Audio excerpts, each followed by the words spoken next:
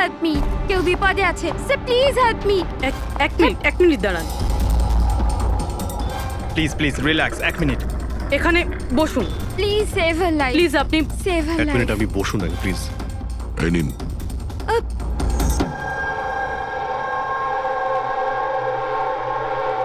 হ্যাঁ বলুন। Sir sir আমি মেন্টাল হেলথ ফাউন্ডেশনের সুইসাইড হেল্পলাইনের ভলান্টিয়ার। আচ্ছা, যারা ডিপ্রেশনে থাকে বা সুইসাইড করার চেষ্টা করে তাদের কাউন্সেলিং করি। একটা মেয়ে, কি প্রবলেম কি ছিল ওর? Domestic violence sir. স্যার ওই মেয়েটা বলছিল যে ওর স্বামী ওকে নেশা করে ওকে যা তা গালাগালি দেয়, ওকে মারধর করে, আবার ওকে ভয়ও দেখায় যে ওকে প্রাণে মেরে দেবে, আর তাও কিনা ওর সার্ভিস পিস্তল দিয়ে। সার্ভিস পিস্তল? আচ্ছা, আপনি কি করে জানলেন যে ওর কাছে যে পিস্তল আছে সেটা সার্ভিস পিস্তল? স্যার এই ওয়ার্ড ওই মেয়েটাই ইউজ করেছিল, সার্ভিস পিস্তল। স্যার কোনো আর্মির বা পুলিশের লোক হবে। তা আপনি ওনাকে বললেন না যে পুলিশে কমপ্লেন করতে গিয়ে? বলেছিলাম আমি ওকে, হাসতে থাকলো, বললো পুলিশ ওকে কোনোভাবেই হেল্প করতে পারে না। আজ ও সুইসাইড করতে চলেছে, ওর পেটে 7 মাসের বাচ্চাও আছে।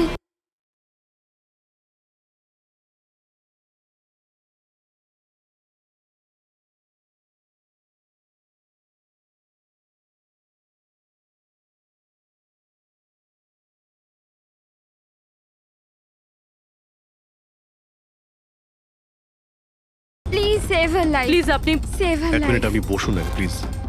এই নিন।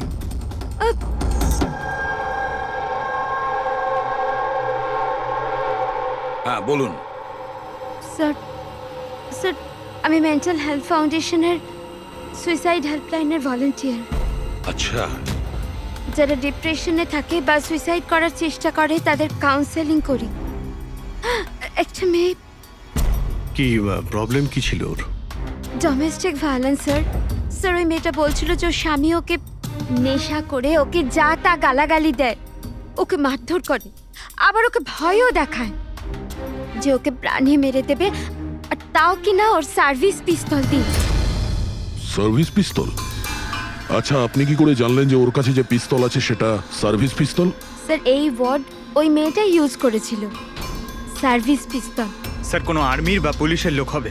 তা আপনি ওনাকে বললেন না যে পুলিশে কমপ্লেন করতে গিয়ে? বলেছিলাম আমি ওকে, হাসতে থাকলো, বললো পুলিশ ওকে কোনোভাবেই হেল্প করতে পারে না। আজ ও সুইসাইড করতে চলেছে, ওর পেটে 7 মাসের বাচ্চাও আছে। মাই গড! একটু আগেই ও কল করেছিল আমাকে। হ্যালো হ্যালো দিদি, দিদি আমি বলছি। হ্যাঁ, কেমন আছো তুমি? দিদি আমি অনেক কষ্ট সহ্য করেছি, এবার আমি ডিসিশন নিয়ে নিয়েছি, এবার আমি আর ডিসিশন চেঞ্জ করব না। আমার কথা শোনো, তুমি এরকম কিচ্ছু করবে না, শুনছো তুমি? আজ আমার স্বাদের অনুষ্ঠান, আর তুমি তো জানোই সমস্ত রিলেটিভ কিছুক্ষণ বাদেই বাস ধরে সীতারা চলে যাবে, আর এই বাড়িতে আমি একদম একলা থেকে যাব ওই জানোয়ারটার সাথে। তুমি এসব কিচ্ছু করবে না, আমি তোমাকে আগেও বলেছিলাম না? প্লিজ তুমি পুলিশের কাছে যাও, পুলিশ উইল হেল্প ইউ। দিদি তুমি তো জানো আমি পুলিশের কাছে যেতে পারবো না। আরে তুমি তোমার বাচ্চাটার কথা ভাবো, আরে তোমার পেটে একটা বাচ্চা আছে। ওর কথাই ভাবছি দিদি, আজ যদি নিজের সিদ্ধান্ত বদলে ফেলি তাহলে 2 মাস পরে আমি নিজের সন্তানকে কোন সমাজে জন্ম দেব বলো? আমি ওকে এমন পিতা দিতে পারি না।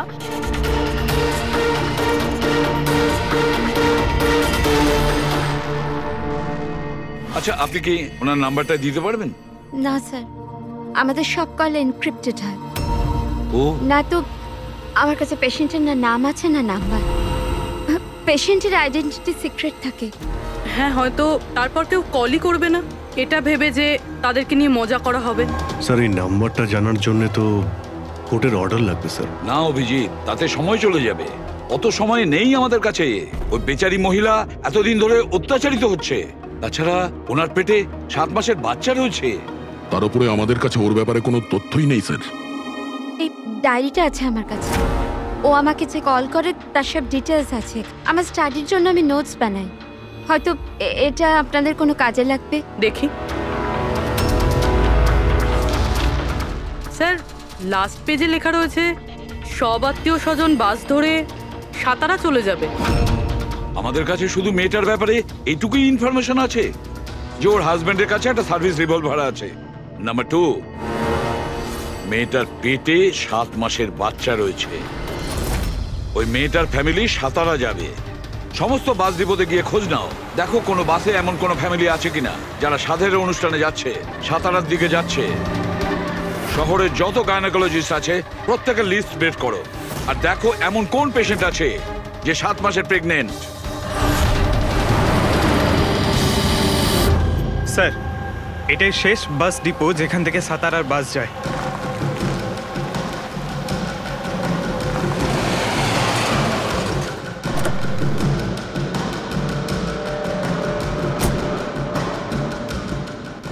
দাদা শুনুন, এক মিনিট দাঁড়া।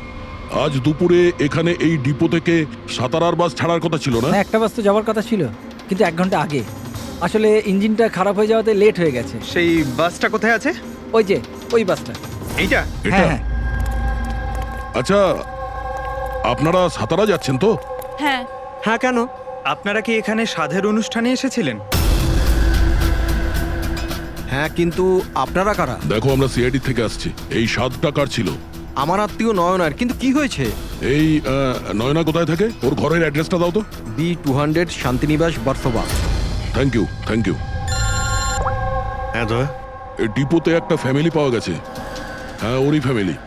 আর মেয়েটার নাম হলো নয়না, ঠিকানা হলো B200 শান্তিনিবাস বার্সোবা। আচ্ছা তাই নাকি? ভাই, গাইনোকোলজিস্ট আমাদের এই অ্যাড্রেসে দিয়েছেন। তুমি ওখানে পৌঁছো, আমরা ওখানেই যাচ্ছি। ঠিক আছে, আমরা পৌঁছাচ্ছি। ওকে। বার্সোবা।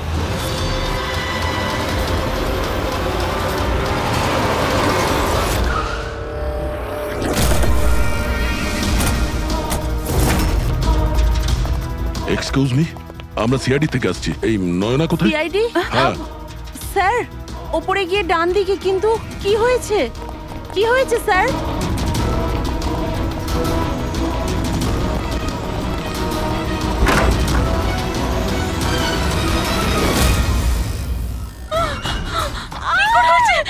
প্লিজ সামলান নিজেদের আপনারা। কি করছেন কি? শান্ত হন আপনারা। এটা কি হয়ে গেল? ও সুইসাইড করেই নিল। গুলি চিনের নিচের থেকে উপরের দিকে গেছে। স্যার অনেকটা রক্ত বেরিয়েছে। মনে হচ্ছে অনেকটা সময় কেটে গেছে। পিছনে সরো।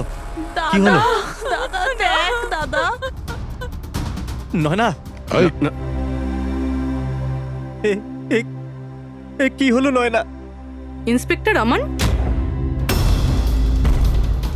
তুমি ওকে চেনো? হ্যাঁ, আমরা ট্রেনিং একাডেমিতে একসাথেই ছিলাম। কেন করলো স্যার নয়না এরকম? এটা তো আপনিই বলতে পারবেন। ওটো, ওকে টর্চার করতে, মারতে, হ্যাঁ, ভয় দেখাতে, হুমকি দিতে কি এক্সপেক্ট করেছিলে তুমি? কি করতে? হ্যাঁ, অ্যাটেম্পট অফ সুইসাইডের জন্য তুমি জেলে যাবে। স্যার, এটা কি বলছেন আপনারা? দাদা এরকম করতে পারে না। স্যার, আপনারা এটা ঠিক করছেন না। প্লিজ এরকম করবেন না। কত মেন্টাল টর্চার করা হয়েছে ওকে, নিজেরই মাথায় গুলি করে নিয়েছে। সবাইকে বাইরে নিয়ে যাও। চলো তুমি বাইরে চলো। নয়না, চলো suicide করতে চলো পারে না। চলো চলো সবাই চলো। প্লিজ চলো বাইরে বেরো। যান, বাইরে, please, চলো বাইরে please, যান আপনারা বলছি। বেরো, চলো চলো। শান্ত হন। আপনিও যান, চলুন চলুন। সেটাই হলো যেটা ওই গাইনোকোলজিস্ট বলেছিলেন।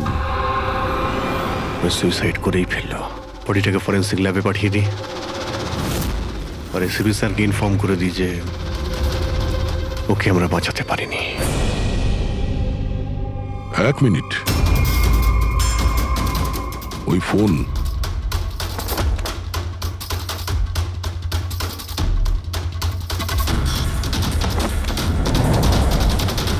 কিন্তু কোথায় যেতে পারে? আচ্ছা, ওনার ফোন কি কেউ দেখেছেন কোথাও? আপনি জানেন? কেউ দেখেছেন কি? হ্যাঁ, স্যার, আমি ফোন করছি ওর নাম্বারে।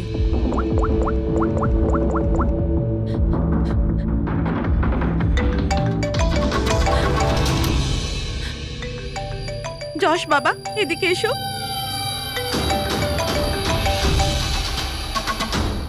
ফোন তোমার কাছে দাও।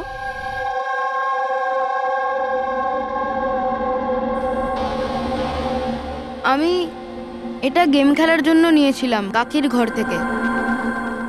কোনো ব্যাপার না বাবু, এদিকে এসো। বাবু একটু মনে করে বলো, যখন তুমি ফোন নিতে এখানে এসেছিলে তখন কি দেখেছিলে তুমি?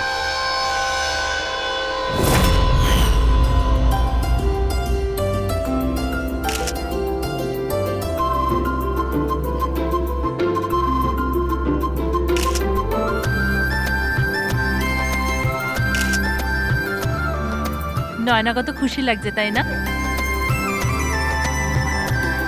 কাকি আমার সাথে মোবাইলে গেম খেলবে? গেম? এখন এখন তো এত লোকজন আছেন আর আমার ফোনটাও আমার ঘরেই পড়ে আছে, তো এখন তো খেলতে পারবো না, কিন্তু পরে খেললে হবে। এখন না, তুমি গিয়ে ফ্রেন্ডসদের সাথে খেলো, ওকে? ঠিক আছে, যাও। আরে দাদা, বৌদির সাথে গিয়ে ফটো তুল না। হ্যাঁ আমি যাচ্ছি।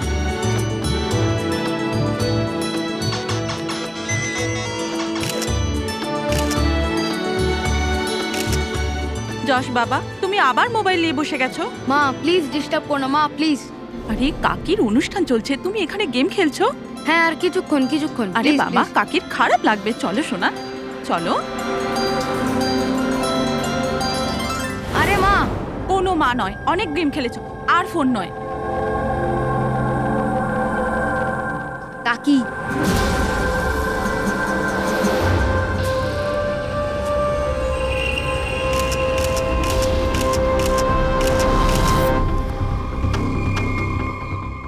কাকির ফোন কোথায় থাকতে পারে? হ্যাঁ,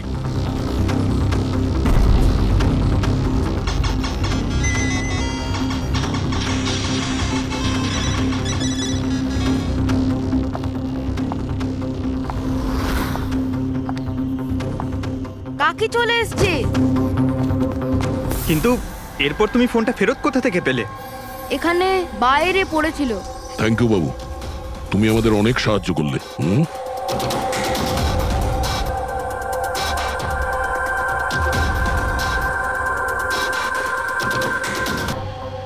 তুমি নিজে একজন পুলিশ অফিসার, তুমি তো জানো যে আমরা ইন্টারোগেশন কি করে করি। স্যার স্যার আমি ওকে ট্রেনিং এর সময় থেকে চিনি। He is one of the best officers. Sir আমার মনে হয় না ও এরকম করতে পারে। মানুষ পাল্টে যায় পুরবি, সব এভিডেন্স ওর বিরুদ্ধে, আর সেটা তুমি খুব ভালো করে জানো। স্যার আমার বিশ্বাসই হচ্ছে না যে আপনারা সবাই এটা ভাবছেন যে আমি নয়নার উপরে হাত তুলেছি। খুব ভালোবাসতাম স্যার আমি ওকে, ওর সন্তানের বাবা হতে চলেছিলাম স্যার আমি, আর আমি ওকে কি করে। হ্যাঁ তুমি ওকে টর্চার করেছো, আর সেই জন্য বেচারি ডিপ্রেশনে চলে গেছিল। ভুল বুঝছেন স্যার আপনি, ও ডিপ্রেশনে ছিলই না, সবসময় হাসি খুশি থাকতো, সবসময় আনন্দে থাকতো। মানে ও সুইসাইড কি করে করতে পারে স্যার? আরে তাহলে সে মেন্টাল হেলথ ফাউন্ডেশনে বারবার ফোন কেন করতো? বিগত কয়েক মাসের মধ্যেই 10টা কল। আমার এই বিষয়ে কোনো আইডিয়া নেই। কল করে উনি হয়তো ডিলিট করে দিতেন, সেই জন্য হয়তো আপনার কোনো আইডিয়া নেই। স্যার দাদা এরকম করতে পারে না, ও তো নয়নাকে খুব ভালোবাসতো, আর নয়না তো খুশিই ছিল। যদি তোমার স্ত্রী খুশিই ছিল তাহলে ও হেল্পলাইন নাম্বারে ফোন করে কেন বলেছে যে তুমি ওকে টর্চার করো, ওকে মারো, ওকে ধাক্কা দাও? কেন আমান, উত্তর দাও। পুরবি ওর কাছে কোনো উত্তর থাকলে তো দেবে। ওর টর্চারের কারণে বেচারি ডিপ্রেশনে চলে গিয়েছিল, আর তারপরে ও সুইসাইড করে। ডিপ্রেশনে প্রায়শই কোনো লোক নিজের দুঃখের কথা শেয়ার করে না, হতে পারে এর জন্যই নয়না যে কতটা প্রবলেমে ছিল কেউ কিছু জানতেই পারেনি। পুরবি অ্যাটলিস্ট তুমি তো আমাকে বিশ্বাস করো, you know me well. Naina কখনো সুইসাইড করতে পারে না, কখনো সুইসাইড করবে না। নিয়ে যাও একে। চলো। আপনি আমার কথাটা তো শুনুন, নয়না কখনো সুইসাইড করতে পারে না। চলো স্যার আমার কথাটা শুনুন স্যার, নয়না সুইসাইড করেনি স্যার, আমার কথাটা শুনুন স্যার একবার।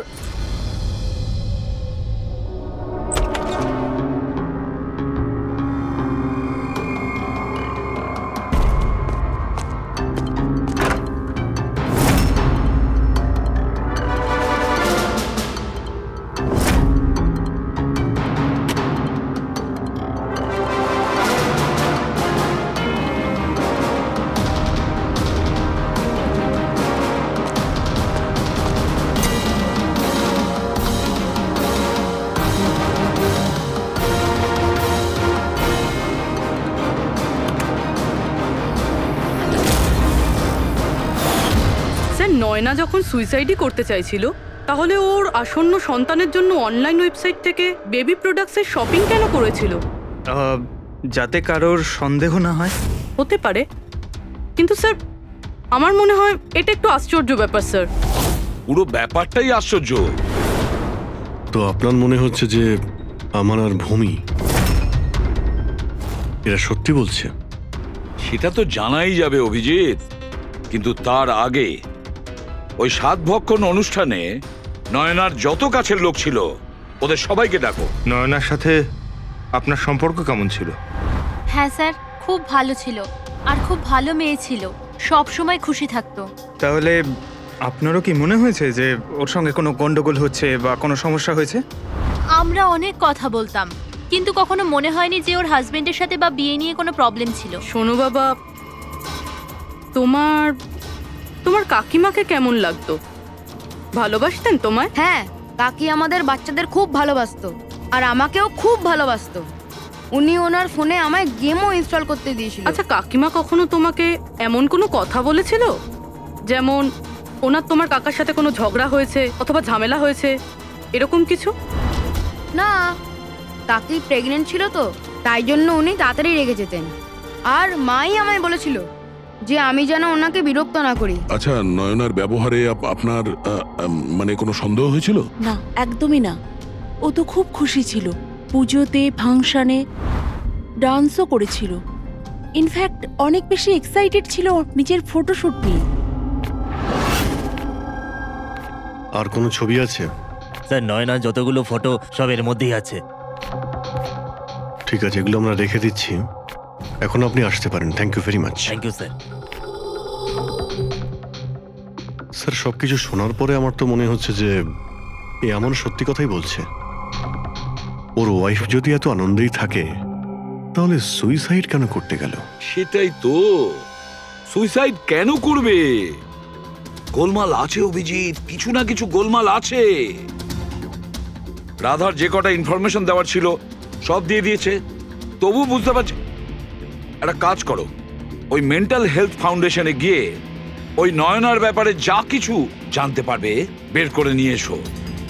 ওখানকার অপারেটরদের সঙ্গেও কথা বলো, খুঁটিয়ে খুঁটিয়ে ইনফরমেশন বের করো। হয়তো এমন কোনো কথা ও জানতো নয়নার ব্যাপারে যেটা আমাদের কাজে লাগবে।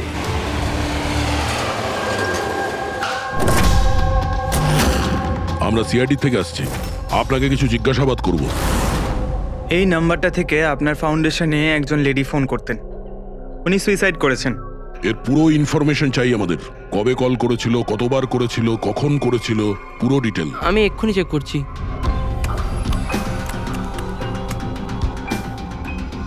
হ্যাঁ স্যার, এ অনেক কল করেছিল, শেষ 5 মাসে 10 বার।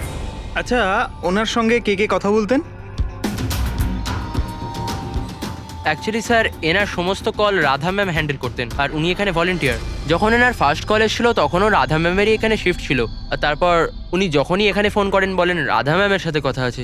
এই কলারের ব্যাপারে কিছু মনে পড়ছে? কোনো বিশেষ কথা, কিছু অদ্ভুত হয়েছে? এই কলারের ব্যাপারে স্যার, হ্যাঁ স্যার একবার হয়েছিল স্যার। এই দেখুন স্যার, একই দিনে 2 বার কল এসেছিল। তো এতে অদ্ভুত কি? আমার মনে আছে স্যার, যেদিন প্রথম কল এসেছিল।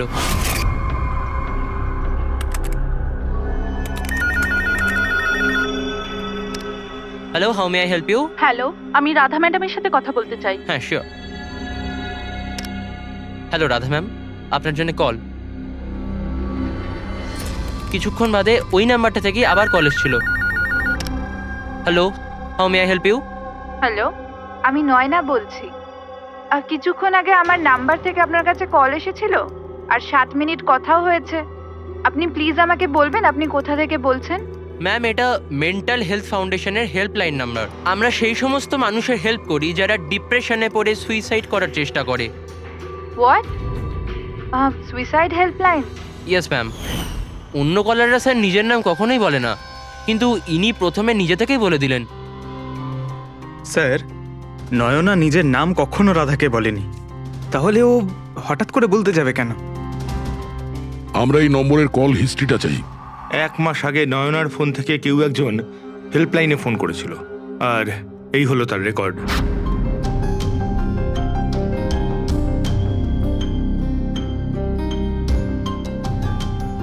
তারিখ তো সেকেন্ড স্যাটারডে ছিল। তো তো কি হয়েছে? কারণ সেকেন্ড আর ফোর্থ স্যাটারডে বাড়িতে ওর বন্ধুরা আসতো। মানে ওদের মধ্যে কেউ? এই দুটো কল তো দুপুরে দেখাচ্ছে। হ্যাঁ, ওর সমস্ত বন্ধুরা দুপুরেই আসতো। কতজন আসতো? তা প্রায় 8-10 জন। আচ্ছা, তুমি কি নয়নার সব বন্ধুদের চেনো? সবাইকে তো নয়, কিন্তু অনেককেই চিনতাম। আমার বোন ভূমিও আসতো। ভূমি, একটা কথা বল। গত মাসে যখন তুমি ওর বাড়িতে গিয়েছিলে দেখা করতে, তখন এমন কিছু হয়েছিল? মানে আমি বলতে চাইছি, অদ্ভুত কোনো ঘটনা বা সেরকম কিছু নিজেদের মধ্যে, বা কোনো খেলার সময় কিছু মনে আছে? না স্যার, এরকম তো কিছুই হয়নি। আমরা প্রতিবারের মতো যেমন খেলতাম সেরকমই খেলছিলাম। আর নয়না, ওকে দেখে কিছু ডাউট হয়েছিল? স্যার, নয়না তো খুশিই ছিল, ইনফ্যাক্ট মজা করছিল। হ্যাঁ, কিন্তু কিছুক্ষণ পর জানি না একদম সিরিয়াস হয়ে গেছিল, চিন্তিত লাগছিল। জানি না ওর কি হয়েছিল। 5151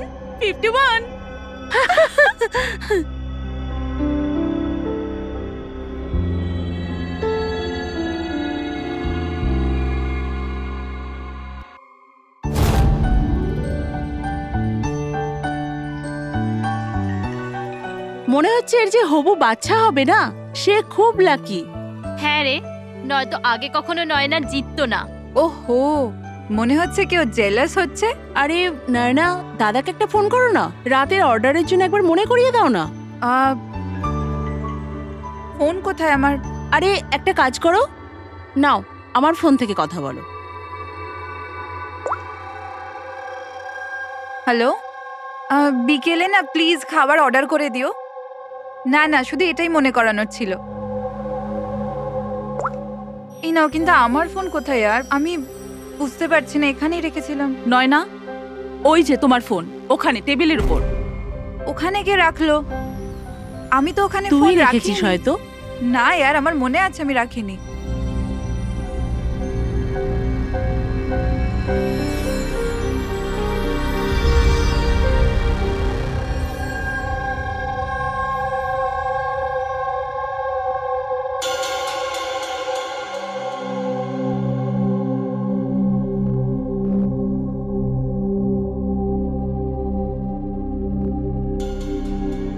কে কল করেছিল?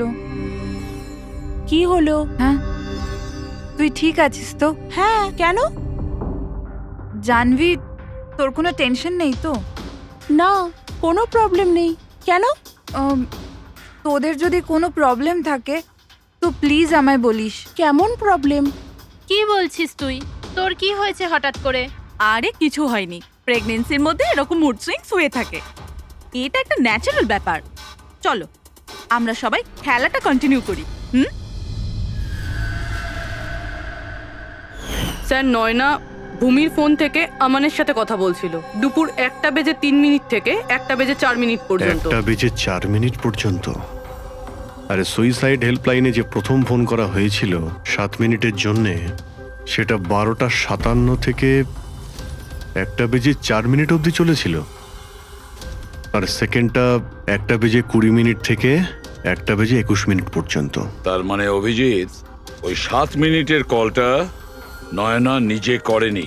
কারণ ওই সময় নয়না অমনের সাথে কথা বলছিল ভূমির ফোন থেকে। Exactly.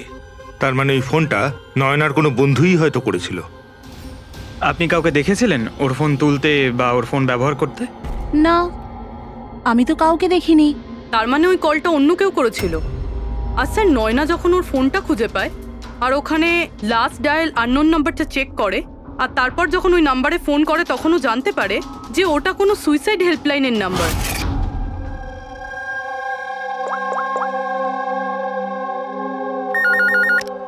Hello, how may I help you? Hello, আমি নয়না বলছি। কিছুক্ষণ আগে আমার নাম্বার থেকে আপনার কাছে কল এসেছিল, আর 7 মিনিট কথাও হয়েছে।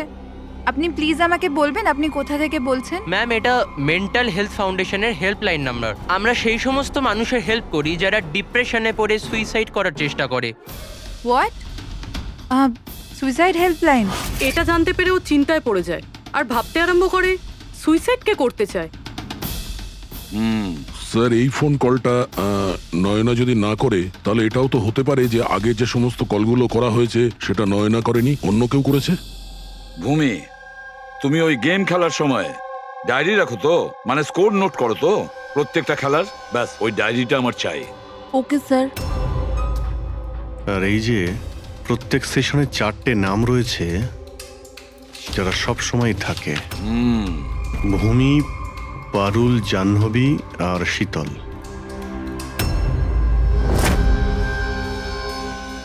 রাধা, একবার চেষ্টা করে দেখো, এই 3 জনের কথা শোনো। দেখো এই 3 জনের মধ্যে কেউ কি তোমার সঙ্গে কথা বলেছিল? আমি এসব কেন করব? আমি আমার লাইফে খুব খুশি। আমি সুইসাইড কেন করব? যদি আমি ফোন করতাম তো নিজের ফোন থেকে করতাম, নয়নার ফোন থেকে কেন?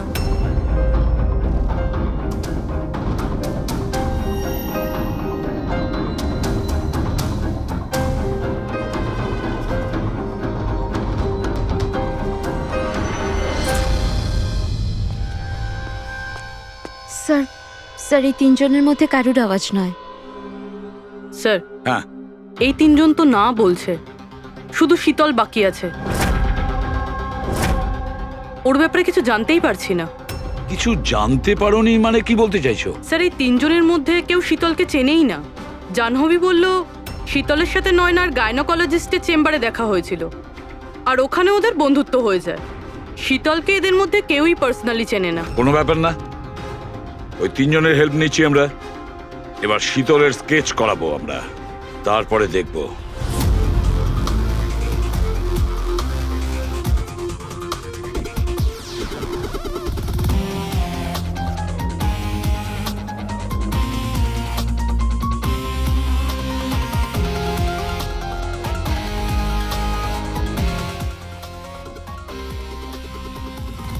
ডক্টর মিনা, এই স্কেচটা একটু মন দিয়ে দেখুন।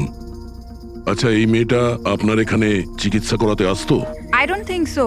আমার তো মনে পড়ছে না যে এরকম কোনো লেডি আমার কাছে কোনোদিন এসেছিল। কে ইনি?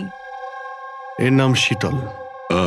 আমরা এটা বুঝতে পারি যে আপনার এখানে এত পেশেন্ট আসে যে এই সমস্ত পেশেন্টের নাম মনে রাখা তো মুশকিলের ব্যাপার। রাইট, বাট আমি আমার সব পেশেন্টদের পার্সোনালি চিনি অ্যান্ড আই এম শিওর শীতল নামের কোনো পেশেন্ট আমার কোনোদিন ছিলই না। আচ্ছা, এই যে আপনার ক্লিনিকে সিসিটিভি ক্যামেরা লাগানো রয়েছে, এর ফুটেজ আমরা পেতে পারি? I don't think so, because ওটার স্টোরেজ ফুল হয়ে গেছিল, তাই আমাদের ডিলিট করতে হয়েছিল। ওকে, এনিওয়ে, থ্যাংক ইউ।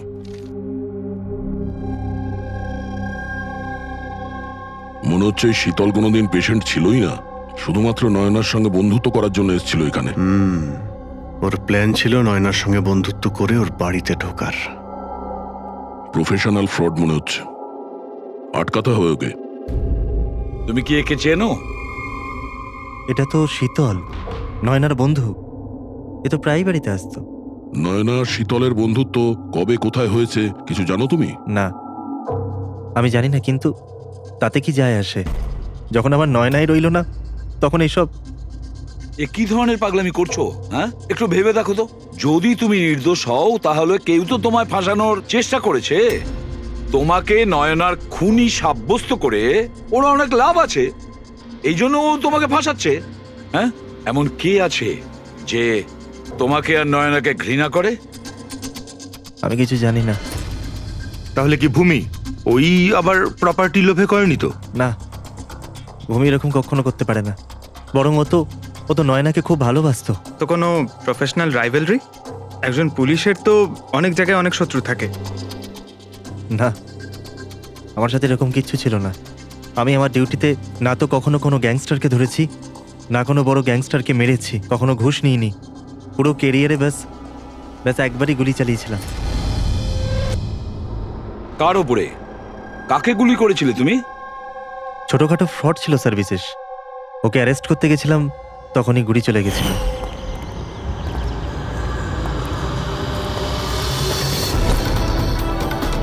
এই বিশেষ খবরদার ইন্সপেক্টর। হয়তো এই লোকটারই কোনো ভাই বা আত্মীয় প্রতিশোধ নেওয়ার জন্য এসব করেছে। না, যখন আমরা ওকে অ্যারেস্ট করতে গেছিলাম তো ওর কোথাও কোনো পরিবার ছিল না, হয়তো অনাথ ছিল। ঠিক আছে, যদি ওই লোকটার কোনো আত্মীয় স্বজন থাকে তাকে আমরা ছাড়বো না। স্যার আমান ঠিক বলছিল, ওই লোকটার নিজের বলতে কেউ নেই, ফ্যামিলি, স্ত্রী, বাচ্চা কেউ না। তাহলে প্রতিশোধ কে নিচ্ছে? বাড়ির লোক নয়, কোনো বন্ধু হতে পারে। বন্ধুরা হয়তো প্রতিশোধ নিয়েছে। বন্ধুত্বের জন্য কে আজকাল নিজের প্রাণের ঝুঁকি নেয় স্যার? এসব তো শুধু গল্পের বইতেই দেখা যায়। নন্টে ফন্টে, হাবলু ঘাবলু, এখন এসব কোথায় স্যার? এটা কি স্যার? একটা স্টোরের চুরির ঘটনায় বিশেষের সাথে আরো একটা নাম আছে, রেখা। রেখা? দুজনে মিলে অনেক চুরি করেছে, এদের ফটো দেয়নি কেন? স্যার এরা তো ছদ্মবেশে চুরি করত, হয়তো এই জন্যে। আর যখন বিশেষ মারা যায় তখন হয়তো এই জুটিটা ভেঙে যায় আর এই রেখা একা হয়ে যায়। রেখা? আমি জানি এই রেখা কে। স্যার আমাদের ইনফর্মার এই বাড়িটার অ্যাড্রেসে দিয়েছিল।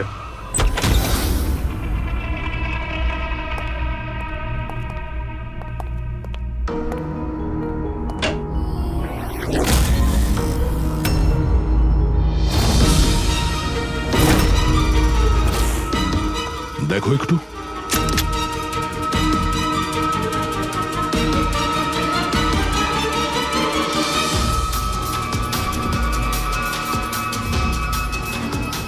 স্যার মারা গেছে, একটু উল্টা ওকে। শীতল? আমাদের সন্দেহ ঠিকই ছিল, শীতলই রেখা। কিন্তু স্যার আমরা তো ভাবছিলাম যে সব শীতল করছে। পঙ্কজ, অন্য কেউ আছে এর পেছনে। ও জানতে পেরে গেছিল যে আমরা শীতলের কাছে যে কোনোভাবেই হোক পৌঁছে যাব।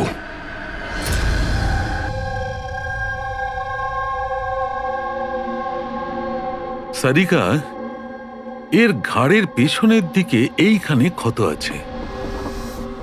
এইখানে ক্ষত মানে হচ্ছে যে খুনি ওর পেছনের দিকে দাঁড়িয়েছিল।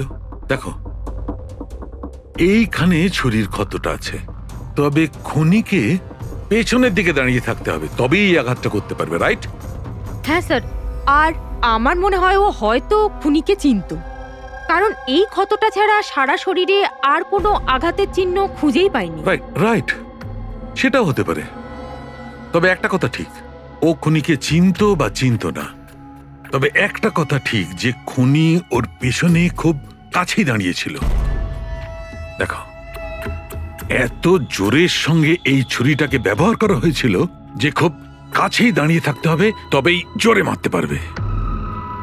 আর একটা কথা, এই যে ক্ষতটা আছে সেটা বলছে যে কেউ নিজের বাঁ হাতটা ব্যবহার করেছিল, কারণ যদি ডান হাত দিয়ে ছুরিটা মারা হতো তাহলে ক্ষতটা এই অ্যাঙ্গেলে হতো না। এক্ষেত্রে বাঁ হাতটা ব্যবহার করা হয়েছে। হ্যাঁ স্যার, তার মানে খুনি ডেফিনেটলি লেফট হ্যান্ডেড, তাই তো? একদম, এই খুনি লেফটি। আর দেখো, আরেকটা কথা, এত জোর দিয়ে এটা ব্যবহার করা হয়েছে, সাপোজ ধরো কোনো ডান হাতি লোক বাঁ হাতে ছুরিটা নিয়ে ব্যবহার করলে তাহলে এত জোরে আঘাতটা করা সম্ভব নয়। এটা সেই করতে পারে যে বাস্তবে একজন লেফটি, নেটা। রাইট, খুনি একজন লেফটি, এটা একটা বড় ক্লু। এবার বলে দিও নাকে জনাব এসিপি সাহেবকে। আগে হ্যাঁ, প্রদ্যুম্ন সাহেব। হ্যাঁ বলো সালুকে, বলো। একটা বড় ক্লু পেয়েছি। যে ব্যক্তি এই ছুরিটা ব্যবহার করেছে সে আসলে lefty, left hander. Thank you সালুকে। সালুকে ফোন করেছিল, বলছিল খুনি লেফট হ্যান্ডেড। স্যার আমরা তো আগেই সবকিছু বলে দিয়েছি, তাহলে আমাদের এখানে আটকেছেন কেন? কেননা সত্যিটা এখনো জানা যায়নি। কাল রাতে আপনাদের সবার হাতে নয়নার ফোন গিয়েছিল। ঠিক করে মনে করে বলুন আর কি হয়েছিল। হয়তো আপনাদের মধ্যে কেউ ওকে দেখেছে বা শুনেছে অন্য কারোর সাথে কথা বলতে। ইয়শ বাবু, আই হোপ তোমার স্মৃতিশক্তি তো ভালো। কিছু মনে আছে তোমার? তুমি আমাদের সাহায্য করবে না? হ্যাঁ, কিন্তু আমি কাউকে তো দেখিনি। আচ্ছা, তোমার যা মনে আছে বলে দাও। আমি প্রমিস করছি যে আমাদের মধ্যে কেউ তোমাকে কিচ্ছু বলবে না। আমি কাকির রুমে তো গিয়েছিলাম, কিছুক্ষণের জন্য ফোন নিতে গেছিলাম। তারপর আমি গেম খেলছিলাম, আর আর কেউ আসছিল ওখান থেকে। তারপর আমি ফোনটা ওখানে সাইডে রেখে চলে গেছিলাম। কোন কোন গেম খেলছিলে তুমি? স্যার, এটা কাকির মোবাইলে তুমি এই গেমটাই খেলছিলে? হ্যাঁ, আমি আর আমার বন্ধু নীলজ, আমরা সবসময় এই গেমটাই খেলি। এই গেম তো অনেকেই একসঙ্গে খেলতে পারে, আর সবাই একে অপরকে দেখতেও পায়। তো নীরজ তোমাকে দেখতে পাচ্ছিল যখন তুমি ফোন ওখানে রাখো। স্যার, ফোনে তো রেকর্ড হচ্ছিল। ওখানে কি হয়েছিল সেটা নীরজের ফোন থেকে জানা যেতেই পারে। ঠিক আছে, আমরা নীরজকে ডেকে নিচ্ছি, ঘাবড়াবে না। এখানে আমরা সবাই তোমার বন্ধু। শুধু কিছু জিজ্ঞেস করার আছে ইনফরমেশনের জন্য। যে গেম তোমরা খেলো না মোবাইল থেকে, সেগুলোর ব্যাপারে। যখন তুমি নিজের মোবাইলে গেম খেলছিলে তোমার বন্ধুর সাথে, তখন তুমি ওকে দেখতে পাচ্ছিলে তো? হ্যাঁ। আচ্ছা, আর একটা কথা বলো, যখন তুমি ওকে দেখতে পাচ্ছিলে তখন কি তুমি ওর পেছনে কাউকে দেখেছিলে? না, শুধু যশই ছিল। 1 মিনিট স্যার, যখন যশ ফিরে এলো না ততক্ষণ স্ক্রিন লক হয়নি। স্ক্রিন লক হয়নি মানে? স্যার, মানে গেম অ্যাক্টিভ ছিল, আর যখন গেম অ্যাক্টিভ থাকে তখন ও নিজে নিজেই স্ক্রিনশট নেয়। তাহলে তখনও নিশ্চয়ই নিয়েছে, আর প্রত্যেকটা স্ক্রিনশট ফোনে সেভ হয়ে থাকে। হ্যাঁ স্যার। দাও, তোমার ফোনটা দাও। Thank you.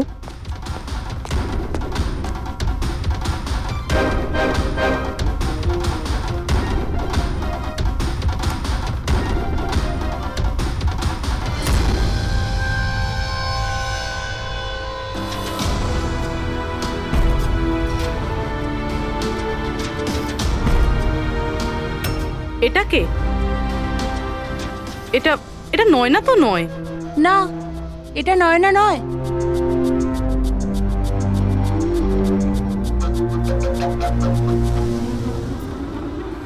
এক মিনিট পুরবি, একটু জুম করো এর উপরে।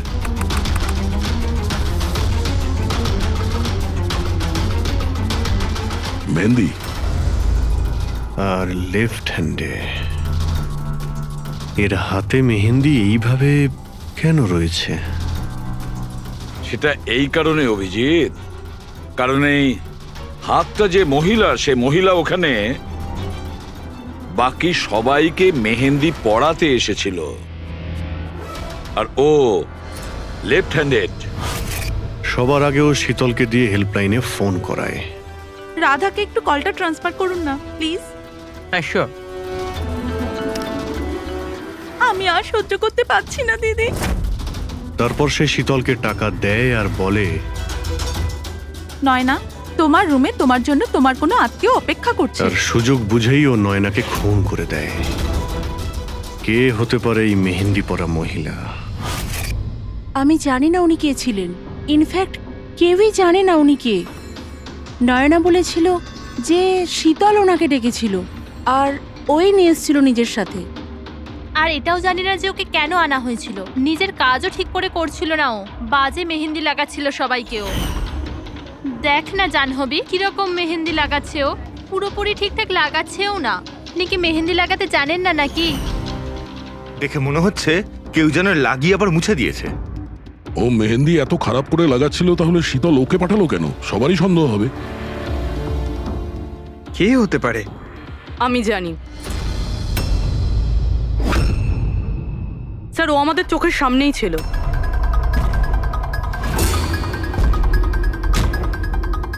আর আমরা ওকে সন্দেহই করিনি।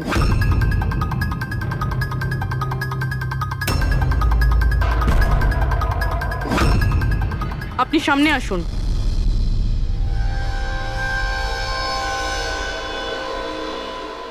আপনার বা হাতটা দেখান।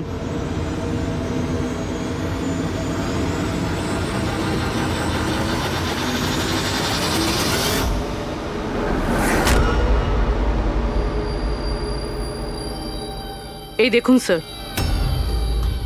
রাধা দেবী? স্যার আমি এনার ওই ডায়েরি অনেকক্ষণ ধরে দেখেছি। ওতেও কালি এভাবেই ছড়িয়েছিল যেভাবে ওনার মেহেন্দি রয়েছে। যারা লেফট হ্যান্ডেড হয় তারা যখন কোনো কাগজে লেখে তখন এইভাবেই লেখে, আর যা কিছু আগে লেখা ছিল তার ওপরেই ওর হাতটা ঘষে যায়, ফলে ওই কালি বা রং হাতে লেগে যায় যেভাবে রাধার হাতে লেগে আছে, তাই না? কেন মারলে তুমি নয়নাকে? কি ক্ষতি করেছিল তোমারও? হ্যাঁ, কারণ তুমি আমার বিশেষকে মেরেছিলে। তুমি আমার বিশেষের প্রাণ নিয়েছিলে।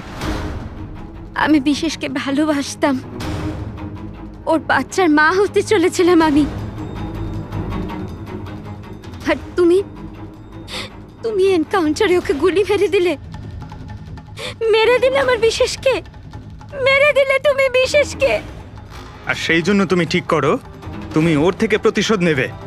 হ্যাঁ, যখন আমি জানতে পারলাম যে বিশেষ এই দুনিয়াতে নেই আর, তখন এই কষ্টে আমার বাচ্চা তো আমার পেটের ভিতরে মারা গেল। স্যার, এরই জন্যে তুমি আমার বাচ্চার প্রাণ নিয়েছো। যখন আমি জানতে পারলাম নয়না মা হতে চলেছে, তখন আমার মাথায় রক্ত চেপে গেল। যে যে সুখ আমি নিচে পেলাম না, সেটা সেটা আমি নয়নাকে কি করে দিতে পারি? মেরে দিলাম আমি নয়নাকে, মেরে দিলাম ওকে। তো সেই জন্য তুমি মেন্টাল হেলথ ফাউন্ডেশনে অ্যাজ আ ভলেন্টিয়ার তুমি কাজ করতে শুরু করেছিলে। আর শীতল তোমাকে না, তুমি শীতলকে কাজ দিয়েছো নয়নার সঙ্গে বন্ধুত্ব করার জন্য। হ্যাঁ, শীতলকে আমিই পাঠিয়েছিলাম নয়নার ঘরে, যাতে ও নয়নার ঘর থেকে আমাকে ফোন করতে পারে আমার হেল্পলাইন নাম্বারে। ও আমার ব্যাপারে লোককে জিজ্ঞাসা করে। আর সাধের অনুষ্ঠানে ওই শীতলে আমাকে নয়নার ঘরে ডেকেছিল। আর আর আমি ওখানেই ছিলাম। আমার পক্ষে আর সম্ভব নয় দিদি, আমি যাচ্ছি। এখন তোমার শেষ কাজটা করো, নিচে গিয়ে নয়নাকে এখানে পাঠাও। এখনই পাঠাচ্ছি। আর হ্যাঁ, মোবাইলটা বাইরে রেখে যাও। তোমার রুমে তোমার জন্য তোমার কোনো আত্মীয় অপেক্ষা করছে। ইমন তো এবার বুঝতে পারবে একলা হওয়ার যন্ত্রণা কি। এ তো হওয়ারই ছিল। একটা মায়ের থেকে তার বাচ্চাকে কেড়ে নিয়ে ও মা হতে চলেছিল।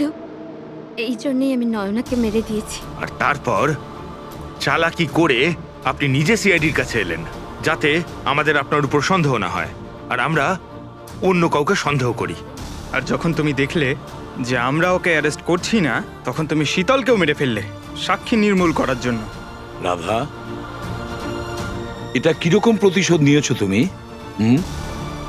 আইন তোমাকে কোনোদিন ক্ষমা করবে না। তোমার তো কঠোর শাস্তি হবে। সারা জীবন ধরে জেলের গড়াদের পিছনে তোমাকে কাটাতে হবে।